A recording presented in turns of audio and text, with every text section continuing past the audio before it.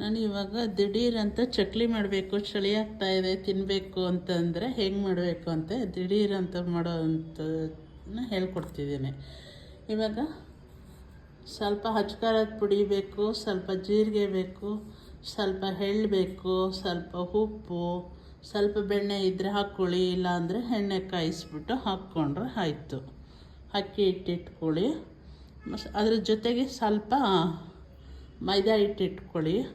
ಸ್ವಲ್ಪ ಹುರ್ಗಡ್ಲೆ ತೊಗೊಂಡಿದ್ದೀನಿ. ಈ ಹುರ್ಗಡ್ಲೆನ ಪೌಡ್ರ್ ಮಾಡಿಬಿಡ್ಬೇಕು ಚೆನ್ನಾಗಿ. ಇವಾಗ ನೆಕ್ಸ್ಟ್ ಏನು ಮಾಡಬೇಕು ಅಂತ ಹೇಳ್ತೀನಿ. ಇಷ್ಟು ಇಂಗ್ರೀಡಿಯೆಂಟ್ಸ್ ಇಟ್ಕೋಬೇಕು. ಎಣ್ಣೆ ಇಟ್ಕೋಬೇಕು ಕರಿಯೋದಕ್ಕೆ. ಈಗ ಹುರ್ಗಡ್ಲೆನ ಒಂದು ಜಾರ್ಗೆ ಹಾಕಿ ಪೌಡ್ರ್ ಮಾಡ್ಕೊಂಡಿದ್ದೀನಿ. ನುಣ್ಣಗೆ ಪೌಡ್ರ್ ಮಾಡ್ಕೊಬಿಡಿ. ಚಕ್ಲಿ ಒತ್ತೋದಕ್ಕೆ ಚಕ್ಲಿ ಒಳ್ಳು ಇಷ್ಟು ಇಟ್ಕೊಂಡು ನೆಕ್ಸ್ಟ್ ಸ್ಟವ್ ಮುಂದೆ ಹೋದರೆ ಸ್ವಲ್ಪ ಅಕ್ಕಿ ಹಿಟ್ಟನ್ನು ಬಿಸಿ ಮಾಡಬೇಕು. ಹೇಳ್ಕೊಡ್ತೀನಿ ಇವಾಗ ಹೆಂಗೆ ಅಂತ. ಈಗ ಒಂದು ಪಾತ್ರೆ ಇಟ್ಟಿದ್ದೀನಿ. ಇದು ಸ್ಟವ್ ಹಚ್ಚಿದ್ದೀನಿ ನಾನು. ಇವಾಗ ಇದು ಪಾತ್ರೆ ಕಾದಿದೆ. ಇವಾಗ ಅಕ್ಕಿ ಹಿಟ್ಟು ಹಾಕ್ಕೊಂಡು ಸ್ವಲ್ಪ ಬಿಸಿ ಮಾಡಿಬಿಡ್ಬೇಕು. ನಾನು ಇದರಲ್ಲಿ ಒಂದು ಅರ್ಧ kg ಅಷ್ಟು ತೊಗೊಂಡಿದ್ದೇನೆ ಅಕ್ಕಿ ಹಿಟ್ಟು.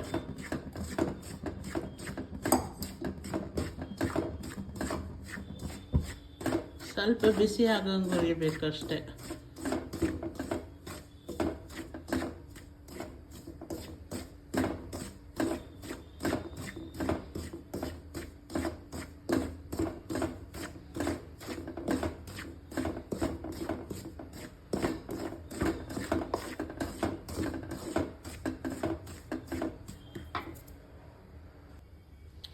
ಮೀಡಿಯಮ್ ಉರಿಯಲ್ಲಿ ಇಟ್ಕೊಂಡು ಇದನ್ನು ಸ್ವಲ್ಪ ಬಿಸಿ ಆಗೋಂಗೆ ಹುರ್ಕೋಬೇಕು.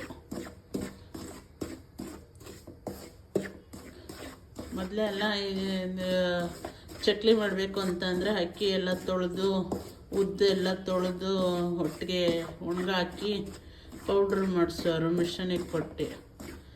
ಇದು ದಿಢೀರ್ ಅಂತ ಮಾಡ್ಕೊಳ್ಳೋ ಅಂಥದ್ದು. ಇವಾಗೆಲ್ಲ ದಿಢೀರಂತ ಮಾಡಿಬಿಡ್ತಾರೆ. ಮೊದಲು ನಮ್ಮ ಅಜ್ಜಿ ಕಾಲದಲ್ಲಿ ಒಂದೊಂದು ಹೆಜ್ಗೆ ಮಂಕ್ರಿಗಳು ಬರೋದು, ಆ ಥರ ಮಂಕ್ರಿ ತುಂಬಿಡೋರು. ಹಬ್ಬ ಹರಿದಿನ ಬತ್ತು ಅಂದರೆ ಎಲ್ಲ ಹೆಣ್ಮಕ್ಳು ಮೊಮ್ಮಕ್ಕಳು ಎಲ್ಲರಿಗೂ ಬೇಕಲ್ಲ ಅದಕ್ಕೆ. ಇವಾಗ ಇದು ಬಿಸಿಯಾಗಿದೆ, ಹಿಡ್ಕೊಳಕ್ಕೆ ಸುಡುತ್ತೆ, ಅಷ್ಟು ಬಿಸಿ ಇದೆ ಇವಾಗ. ಇದಕ್ಕೆ ಒಂದು ಸ್ವಲ್ಪ ಅಷ್ಟೇ, ಒಂದು 100 ಗ್ರಾಮ್ ಅಷ್ಟು ಇರಲ್ಲ ಮೈದಾ, ಅದ್ರ ಜೊತೆಗೆ ಹಾಕ್ತೀನಿ.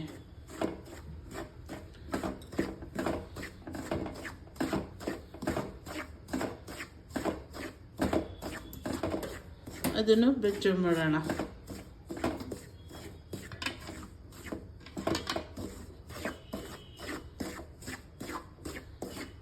ಅರ್ಧ kg ಅಕ್ಕಿ ಹಿಟ್ಟಿಗೆ 100 ಗ್ರಾಮ್ ಮೈದಾ ಹಿಟ್ಟು ಹಾಕ್ಕೊಳ್ಳಿ.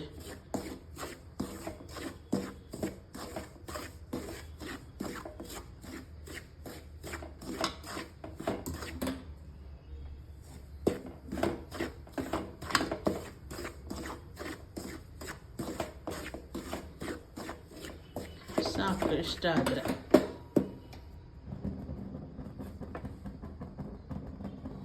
ಇವಾಗ ನಾನು ಇಲ್ಲಿ ಇಟ್ಕೊಂಡಿರೋ ಅಂಥ ಮಸಾಲ, ಇದು ಎಳ್ಳು, ಅಚ್ಕಾರದ ಪುಡಿ, ಜೀರಿಗೆ ಎಲ್ಲ ಒಂದೊಂದು ಸ್ಪೂನು. ಎಳ್ಳು ಒಂದು ಸ್ವಲ್ಪ ಜಾಸ್ತಿ ಹಾಕ್ಕೊಳ್ಳಿ. ರುಚಿಗೆ ತಕ್ಕಷ್ಟು ಉಪ್ಪು ಹಾಕ್ಕೊಳ್ಳಿ. ಬೆಣ್ಣೆ ಇಟ್ಕೊಂಡಿದ್ದೀನಿ. ಬೆಣ್ಣೆ ನಿಮ್ಗೆ ಎಷ್ಟು ಬೇಕು, ಬೆಣ್ಣೆ ಫ್ಲೇವರ್ ಬೇಕು ಅಂತಂದರೆ ಹಾಕ್ಕೊಳ್ಳಿ ಸ್ವಲ್ಪ. ಇಲ್ಲ ಅಂದರೆ ಎಣ್ಣೆನ ಕಾಯಕ್ಕೆ ಇಟ್ಟಿರ್ತೀರಲ್ಲ ಕರಿಯೋದಕ್ಕೆ, ಅದರಲ್ಲಿ ಸ್ವಲ್ಪ ಎಣ್ಣೆನ ಚೆನ್ನಾಗಿ ಕಾದಿರಬೇಕಾದ್ರೆ ಹಾಕ್ಕೊಂಬಿಡಿ.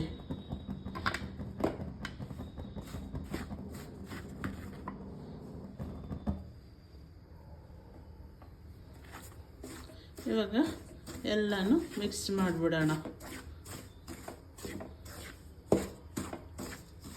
ಇದು ಬಿಸಿ ಇದೆ.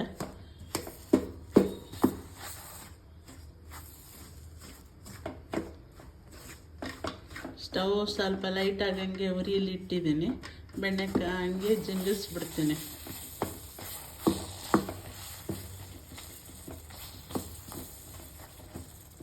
ಬೆಣ್ಣೆ ಜಿನಗ್ತಾ ಇದೆ.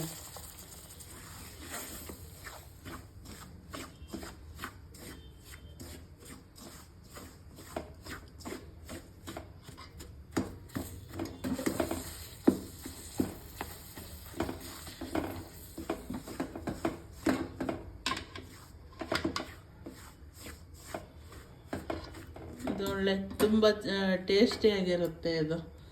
ಇವಾಗ ನಾನು ಸ್ಟವ್ ಆಫ್ ಮಾಡಿಬಿಡ್ತೀನಿ. ಈಗ ಹುರ್ಗಡ್ಲೆನ ಪೌಡ್ರ್ ಮಾಡಿ ಇಟ್ಕೊಂಡಿದ್ದೀನಲ್ಲ ಅದನ್ನು ಕೂಡ ಹಾಕ್ಬಿಡ್ತೀನಿ. ಹುರ್ಗಡ್ಲೆ ಒಳ್ಳೆ ಟೇಸ್ಟ್ ಕೊಡುತ್ತೆ.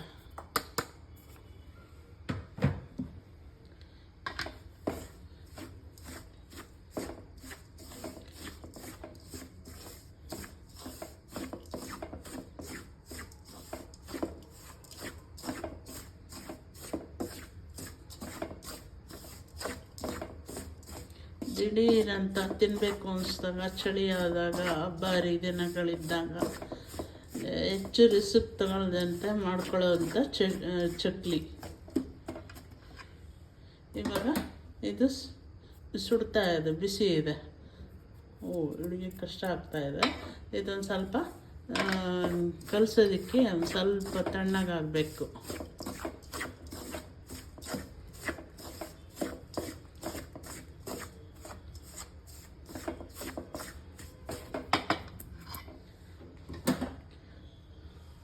ಇವಾಗ ನಾನು ಸ್ವಲ್ಪ ನೀರು ಹಾಕ್ತೀನಿ. ಇದಕ್ಕೆ ಉಗುರು ಬೆಚ್ಚಗಿರೋ ನೀರನ್ನ ಹಾಕ್ತೀನಿ. ಯಾಕೆಂದರೆ ಹುರಿದಿರೋದ್ರಿಂದ ಜಾಸ್ತಿ ಸುಡೋ ನೀರು ಹಾಕೋದಿಲ್ಲ. ಉಗುರು ಬೆಚ್ಚಗಿರೋ ನೀರನ್ನ ಹಾಕ್ತೀನಿ.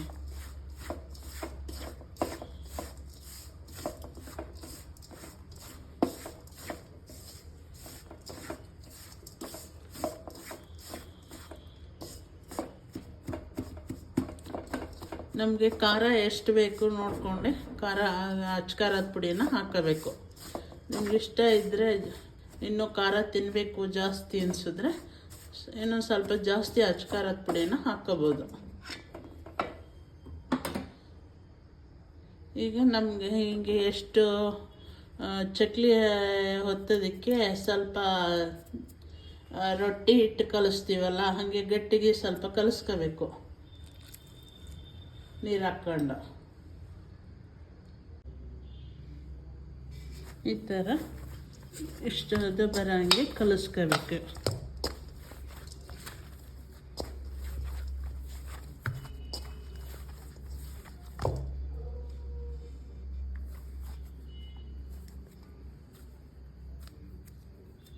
ಈ ಥರ ಕಲಿಸ್ಕೋಬೇಕು. ನಿಮ್ಗಿನ್ನೂ ಏನಾದರೂ ಖಾರ ಜಾಸ್ತಿ ಬೇಕು, ಟೇಸ್ಟ್ ಮಾಡ್ಕೊಳ್ಳಿ. ಈ ಟೈಮಲ್ಲಿ ಉಪ್ಪು ಸಪ್ಪೆ ಕರೆಕ್ಟಾಗಿದೆ ಅಂತೇಳಿ ಈ ಟೈಮಲ್ಲಿ ಟೇಸ್ಟ್ ಮಾಡಿಬಿಟ್ಟು ಇನ್ನೂ ಖಾರ ಬೇಕು ಅಂತ ಅನಿಸಿದ್ರೆ ಇನ್ನೊಂದು ಸ್ವಲ್ಪ ಖಾರ ಹಾಕ್ಕೊಳ್ಳಿ, ಅಚ್ಕಾರದ ಪುಡಿನ. ಇಲ್ಲ ಸಪ್ಪೆ ಆಗಿದ್ದರೆ ಇನ್ನೊಂದು ಸ್ವಲ್ಪ ಉಪ್ಪಿನ ಪುಡಿ ಟೇಸ್ಟ್ ಮಾಡಿಕೊಂಡು ನಿಮ್ಗೆ ಎಷ್ಟು ಟೇಸ್ಟ್ ಬೇಕೋ ಅಷ್ಟನ್ನು ಹಾಕ್ಕೊಳ್ಳಿ. ಇವಾಗ ನಾನು ಇದು ಚಕ್ಲಿ ಹೋಳು ತೊಗೊಂಡಿದ್ದೀನಿ, ಅದಕ್ಕೆ ಇದನ್ನು ಹಾಕ್ತೀನಿ. ಈ ಥರ ಉಂಡೆ ಮಾಡಿ ತುಂಬ್ಕೊಳ್ಳಿ. ಯಾವಾಗಲೂ ಹಿಟ್ಟು ಕರೆಕ್ಟಾಗಿ ಆಗಿದ್ದರೆ ಚಕ್ಲಿ ಚೆನ್ನಾಗಿ ಬರುತ್ತೆ, ಕಟ್ಟಾಗಲ್ಲ. ಹೊಸ್ದಾಗಿ ಮಾಡೋರಿದ್ದರೆ ಸ್ವಲ್ಪ ಬಿಸಿ ನೀರನ್ನೇ ಹಾಕ್ಕೊಂಡು ಕಲಿಸ್ಕೊಳ್ಳಿ. ಈ ಥರ ತುಂಬಬೇಕು.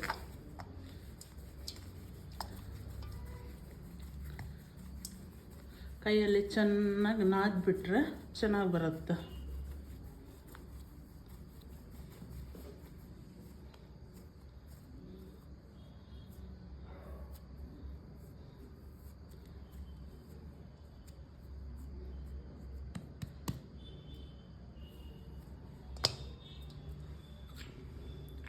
ಇದು ಸ್ವಲ್ಪ ಎಣ್ಣೆ ಮಾಡ್ಕೊಂಡಿದ್ದೀನಿ ಅಂಟ್ಕೋಬಾರ್ದು ಅಂತೇಳಿ. ಈ ಥರ ಲಾಕ್ ಮಾಡ್ಕೊಳ್ಳಿ.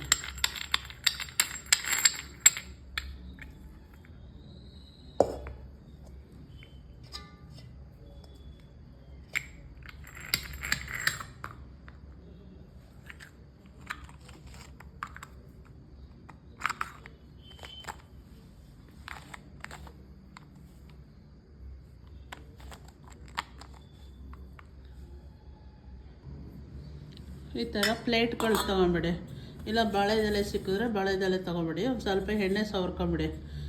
ಈ ಥರ ಪ್ಲೇಟ್ ಆದರೆ ಆರಾಮಿರುತ್ತೆ. ಈಗ ಅದ್ರ ಮೇಲೆ ಹೆಂಗೆ ಬೇಕು ನಿಮ್ಗೆ ಎಷ್ಟು ಸುತ್ತು ಬೇಕೋ ಅಷ್ಟು ಸುತ್ತು ಚಕ್ಲಿನ ಹಿಂಗೆ ಹೊತ್ಕೊಬಿಡಿ. ಈ ಥರ ಒಂದೊಂದು ಪ್ಲೇಟನ್ನು ಇಟ್ಕೊಬಿಟ್ಟು ಒಂದು 2-3 ಪ್ಲೇಟ್ ಇಟ್ಕೊಂಡ್ರೆ ಸಾಕು. ಈ ಥರ ಇಟ್ಕೊಂಡು ಎಣ್ಣೆ ಕಾದಿರುತ್ತಲ್ಲ ಅದಕ್ಕೆ ಹಿಂಗೆ ತೆಗೆದು ಹಿಂಗೆ ಹಾಕ್ಬೋದು.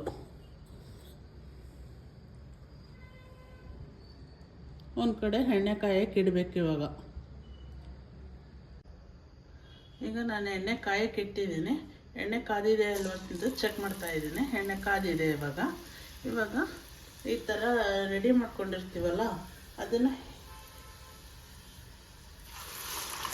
ಹಿಂಗೆ ಹಾಕೋದು.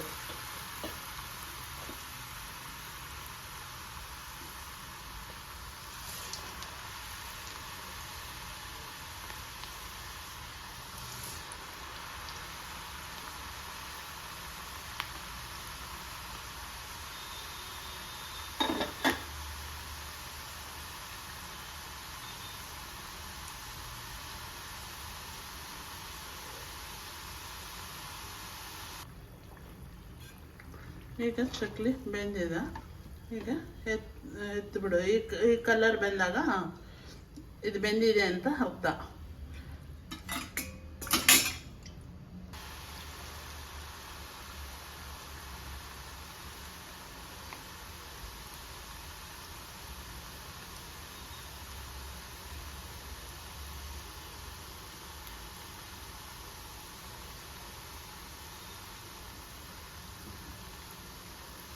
ಈ ಥರ ಸ್ವಲ್ಪ ಬೆಂದಿರಬೇಕಾದ್ರೆ ಚಕ್ಲಿನ ಮಚ್ಚಾಕಬೇಕು.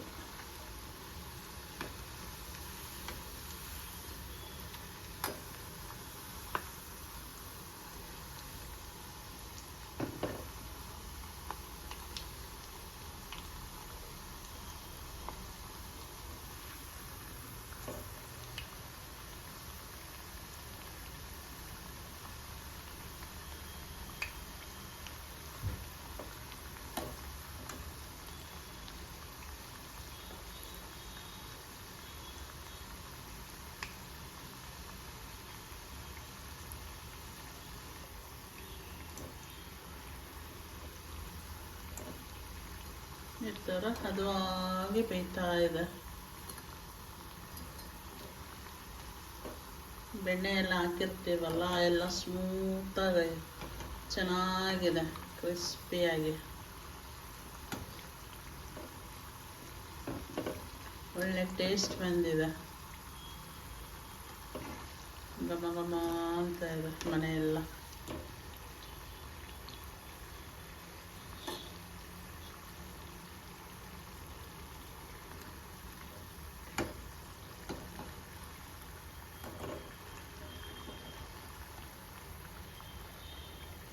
ಚಕ್ಲಿ ಕಲರ್ ಬಂದಿದೆ. ಇವಾಗ ಇದು ಬೆಂದಿದೆ ಅಂತ. ಈ ಥರ ಇದ್ದಾಗ ಎತ್ಬಿಡಬೇಕು.